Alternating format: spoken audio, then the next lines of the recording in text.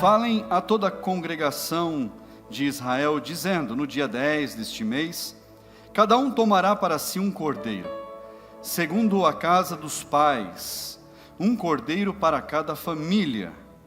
Mas se a família for pequena para um cordeiro, então o chefe da família convidará o seu vizinho mais próximo, conforme o número de pessoas, conforme o que cada um puder comer.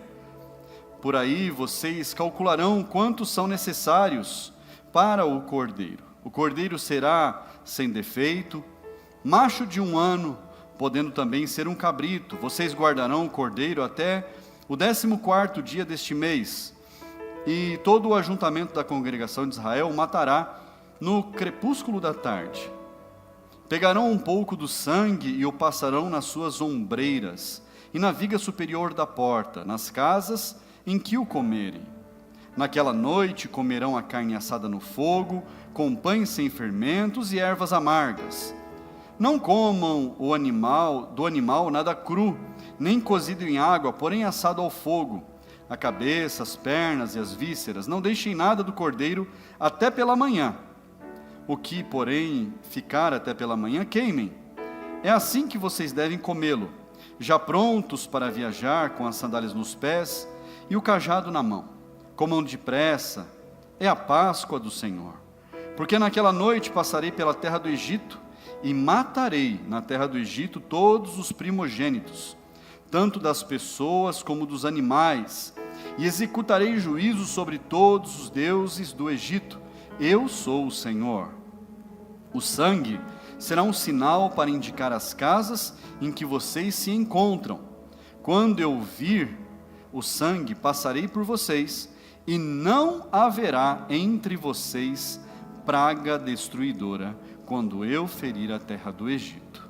Feche seus olhos, vamos falar com o Senhor. Fale com Deus, peça para Ele falar ao seu coração nessa noite. Senhor, essa é a sua palavra, Pai. Meu Deus, nesta noite de lançamento dessa campanha que é tão importante, Pai, para cada família. Meu Deus, fala, meu Pai, a cada coração, fala comigo, com a minha casa, com a minha família, fala com aqueles que nos assistem, meu Deus, neste momento. Meu Deus, que a sua palavra seja transformadora, Pai, e nos dê a direção em todas as coisas. Meu Deus, que seja o teu Espírito Santo falando através da minha voz, da minha boca, Pai, e não aquilo que eu quiser dizer aqui, Pai, mas aquilo que o teu Espírito Santo quiser falar a cada coração, Pai. Em nome de Jesus, meu Deus, nós te louvamos e te bendizemos. Diga amém, igreja. Assente-se no seu lugar. Aqui nós estamos lendo um texto que fala a respeito da 10ª praga que estava vindo sobre o Egito, antes de que o povo de Deus, os hebreus, pudessem ser libertos das mãos de Faraó. Haviam passado ali no Egito 9 pragas, e essa 10ª ela era terrível. Repita comigo, terrível.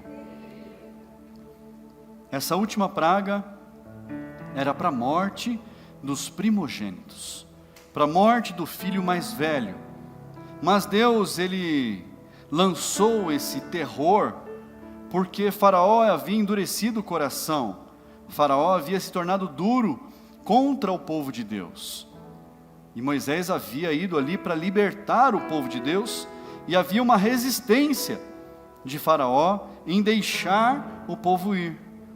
Aos poucos Faraó foi tentando negociar, mas Moisés, ele se tornou irredutível, porque havia uma ordem de Deus com relação a como deveria ser a libertação.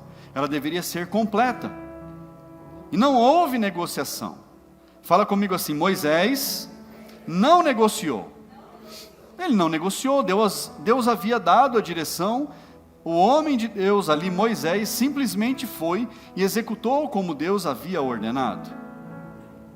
Mas aquela última praga, essa última praga, ela era terrível, porque iria matar o primeiro filho de todas as famílias. O primeiro filho de todas as famílias, o primogênito. Mas não era apenas das famílias, era das crias, dos animais, de tudo, de toda a criação. Então, o anjo do Senhor visitaria aquele arraial, aquele lugar, todo o Egito naquela noite, e promoveria essa matança para que, de uma vez por todas, Faraó abrisse as mãos e permitisse, libertasse o povo de Deus. E olha o que acontece, é que Deus dá instruções específicas de como o povo de Deus deveria fazer.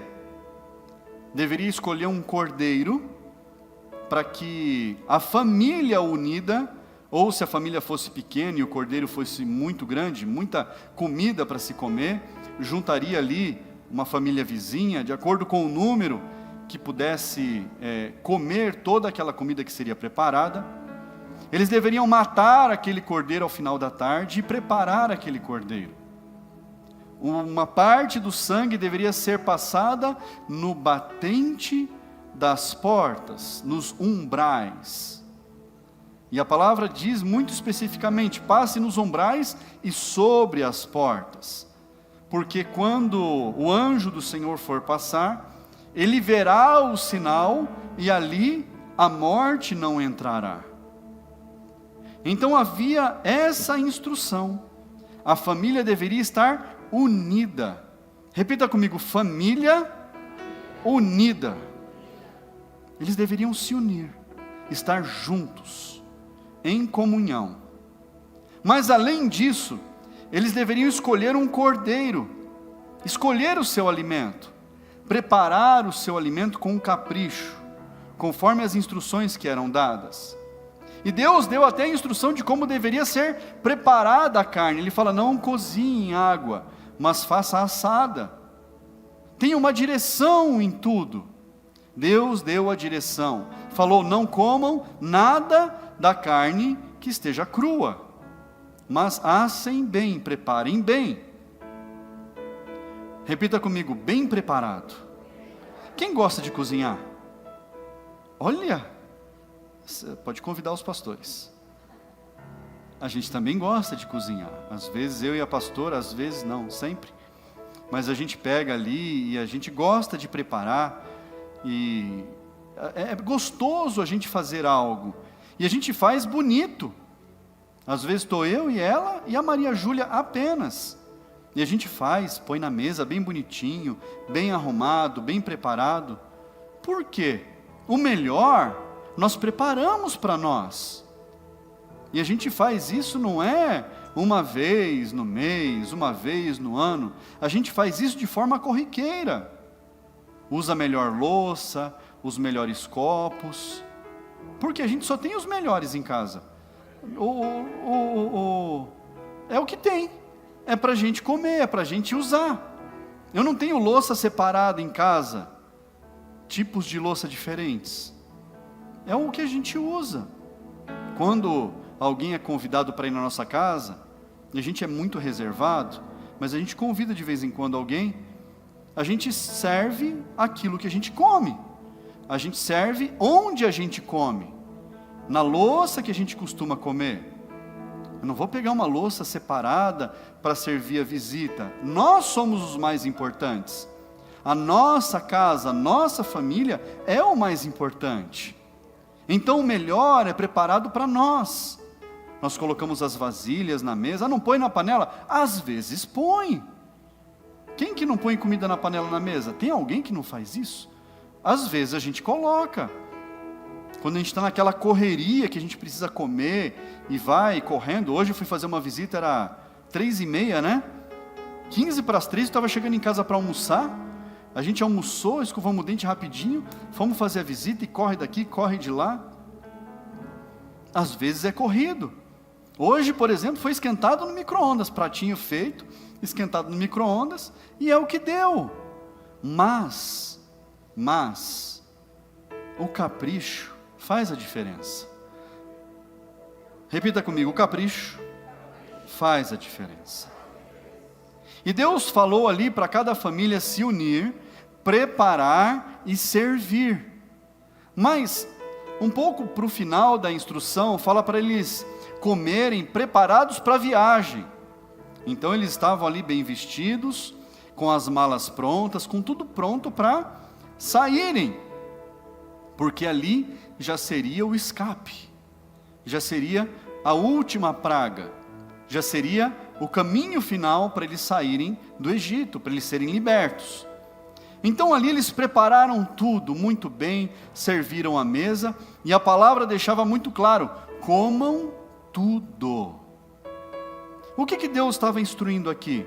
Não desperdicem, não joguem fora, não desperdicem aquilo que foi preparado, não desperdice o alimento que foi cuidadosamente separado, porque havia um grande significado nisso. E ali ainda diz que se sobrasse alguma coisa, pela manhã deveria ser queimado. Mas fala que todos deveriam comer bem, sem desperdício. Por quê? Aquele cordeiro, ele estava sendo separado e preparado para um fim muito específico. Aquele animal, ele havia sido separado, havia instruções. Um animal de 1 ano deveria ser separado por alguns dias, deveria ser morto no final da tarde, e começaria ali a preparação. Tudo muito cauteloso, com muito cuidado. Então não poderia, inclusive, haver desperdício. E quantas vezes a gente vê nos lares das pessoas desperdício? Eu já falei umas 2, 3 vezes aqui, em cultos diferentes, a respeito de desperdício. Uma coisa que é difícil ao meu paladar, e a pastora sabe, muitas pessoas sabem, é arroz doce. Eu não sei porquê, eu como de tudo, pedra bem temperada vai bem, mas o arroz doce não desce. Põe uma colherzinha assim, parece que é um prato desse tamanho. Para mim não funciona, mas é a única coisa. E aí um dia, quando eu era líder de célula lá no passado, numa cidadezinha, serviram arroz doce. Eu falei: Jesus amado, o que eu faço agora? Eu era líder da célula, eu falei: tem que comer.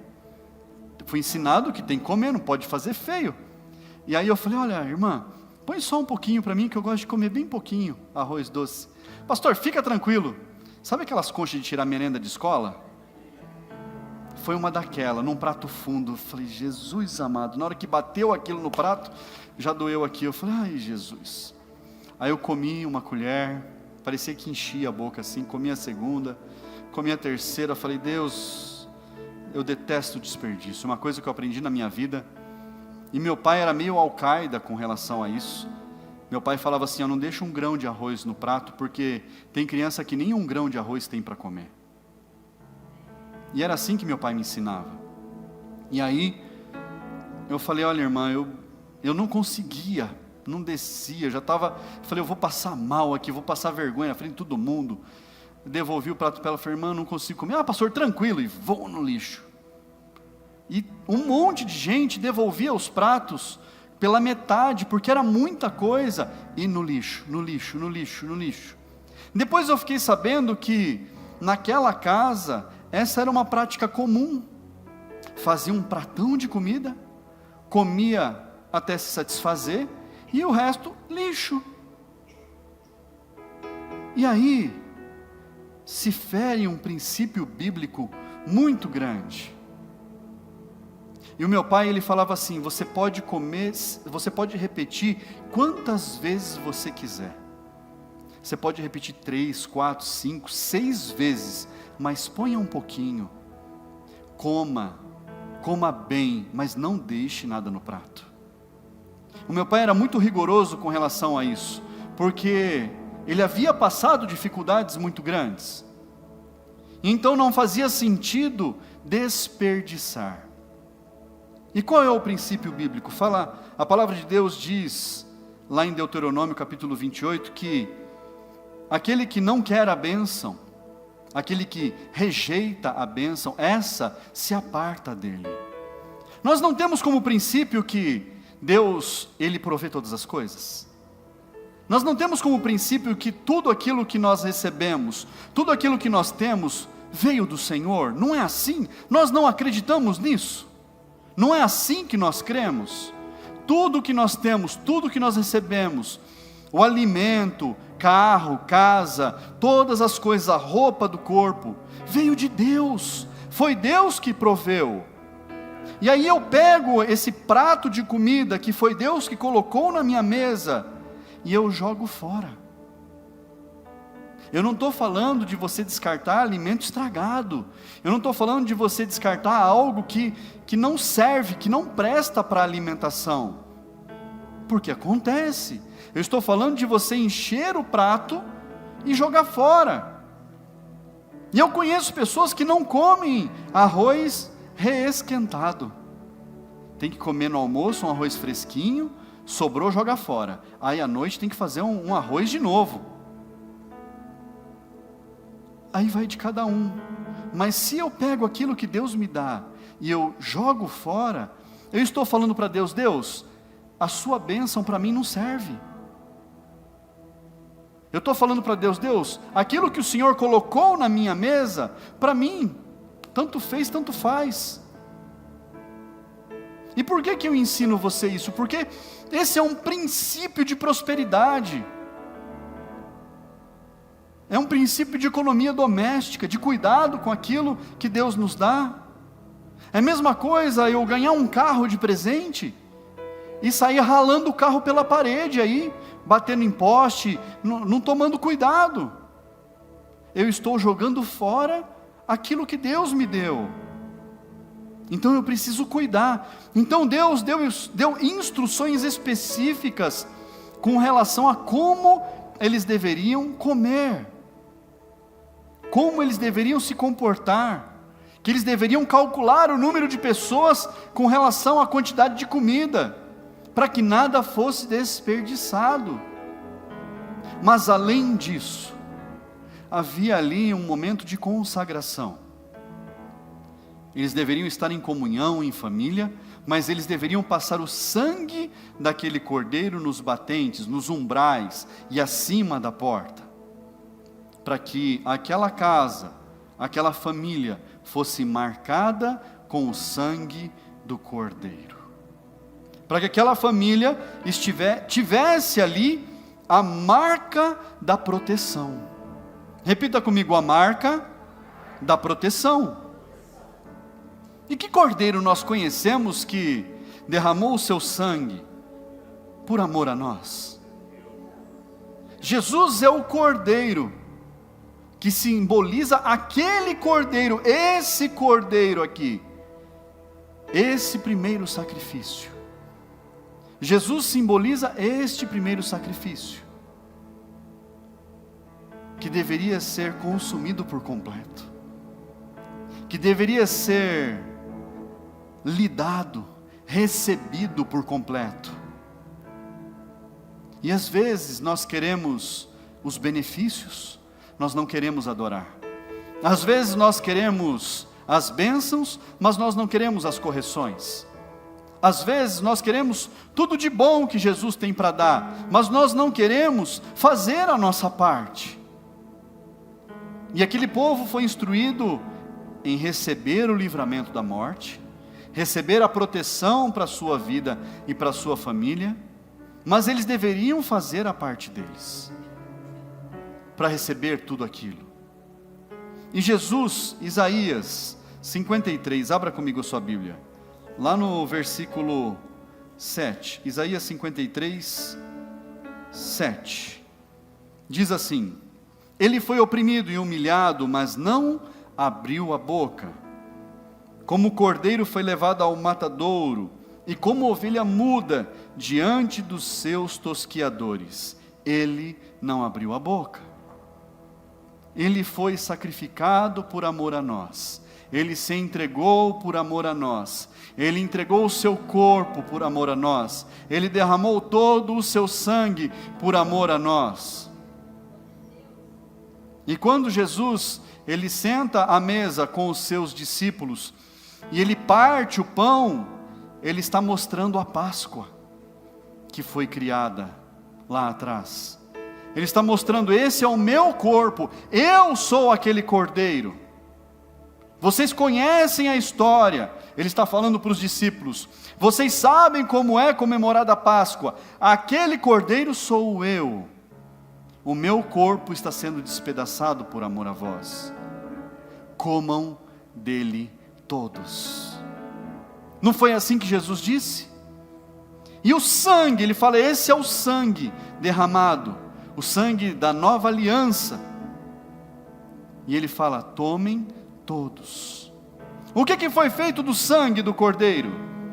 Foi feita uma grande marca. Uma grande marca. Assim como quando nós tomamos a Santa Ceia, uma marca do sangue fica em nós. A marca do sangue do cordeiro fica na nossa vida.